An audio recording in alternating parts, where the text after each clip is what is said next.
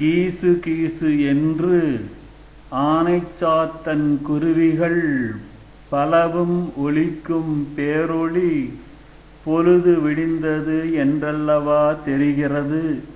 நீ இன்னும் உறங்குகின்றாயோ அறிவிழிப் பெண்ணே?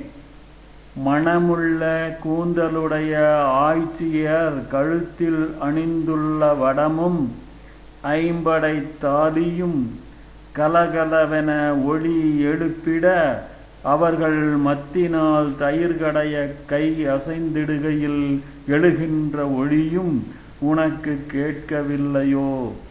அவ்வளவு ஆழ்ந்த உறக்கமா, நடிப்பா? இளம் பெண்களின் கூட்டத்திற்கே தலைவி நீ உறங்கலாமா?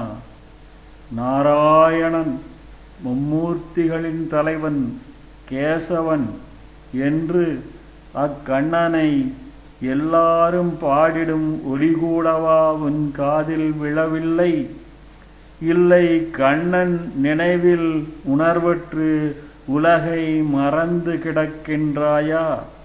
ஒளி படைத்த கண்ணழகி, எழுந்திரு, கதவை திற, நீராடச் செல்வோம், பாவை நோன்பு எடுப்போம் வாடி என ஒரு பெண் அழைக்கிறாள்.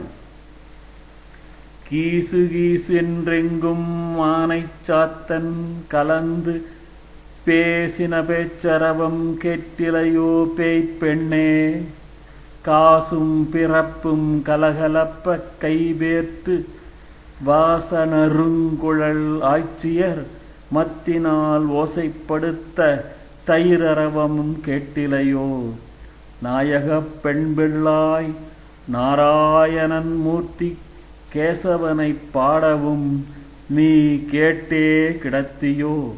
தேசமுடையாய் திரவேலோர் எம்பாவாய்.